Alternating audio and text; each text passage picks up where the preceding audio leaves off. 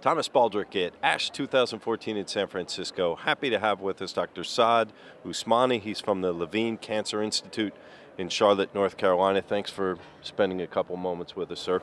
Thank you, Tom. Let's talk about the SWOG 1211 study. Can you give us an overview of what that is?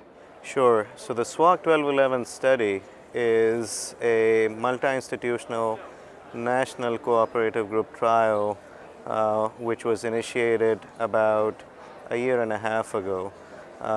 There are currently no standard of care regimens for high-risk myelomas, which make up about 15% of all newly diagnosed cases.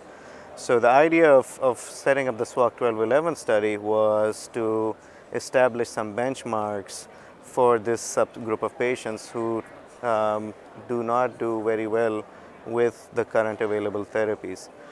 Given that they make up only 15% of the patients, the SWOG 1211 was designed as a randomized phase 2 in which RVD was the standard of care arm and RVD was combined with Elotuzumab as the experimental arm. Now, Elotuzumab is a very exciting monoclonal antibody that targets a surface marker on malignant plasma cells called CS1.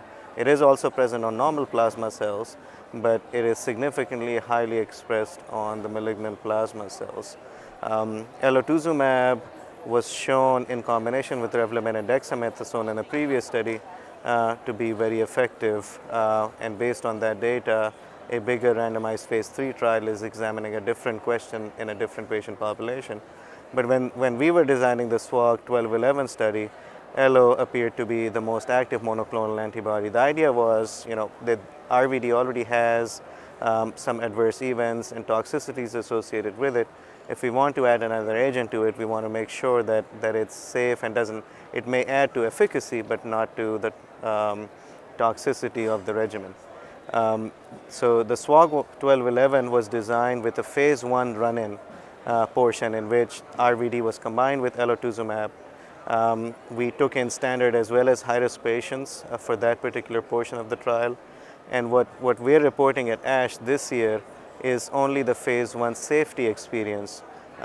Given the fact that the phase 2 trial is still ongoing, through the SWOG DSMB, we were not allowed to report on the response data or survival outcomes of just 6 patients. But the safety of this RVD Elotuzumab regimen is what we expected. The 6 patients who went on the phase 1 portion, only one of the patients experienced a dose-limiting toxicity, which was peripheral neuropathy at a grade 3, but there were no dose reductions in Elotuzumab. So the phase 1 safety data informed us on what dose we should use for the phase 2 portion of the study, and the phase 2 is ongoing. We are about a quarter of a way through the enrollments on the phase 2 portion. How do the high-risk factors with these patients work into what you're trying to discover? So that is a very important question. We have believed that multiple myeloma is perhaps a singular group of diseases, but over the past 15 years, with the advances in technology and our understanding of disease biology, we appreciate now that myeloma is many multiple myeloma, and each subset of myeloma patients perhaps may respond to different types of therapies and may have different types of outcomes. So having said that, the high-risk myeloma group is also heterogeneous. There are certain biologic variables that we know are high risk. The high risk pertains to the disease relapsing or coming back very quickly and the patients having short overall survival. So patients who have primary plasma cell leukemia are deemed to be high risk. Patients who are high risk by gene expression profiling signature are deemed to be high risk. Then there are certain chromosomal abnormalities like deletion 17p, translocation 1416 and 1420, which are deemed to be high risk features. Elevated LDH, serum LDH levels, which correlate with a more proliferative or aggressive kind of myeloma. Many times that kind of myeloma may present with extramedullary disease. That is also deemed to be a high-risk feature. So the high-risk myeloma, the 15 to 20% that I was quoting earlier, makes up all of these smaller groups.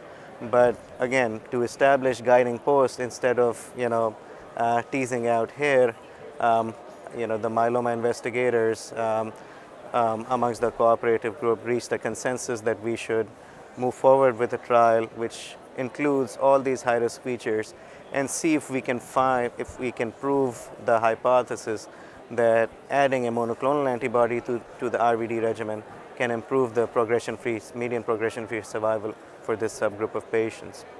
Very good. Come back and see us again when you have updated information, would you? Will do. Thank you. Thank you, sir. Nicely done.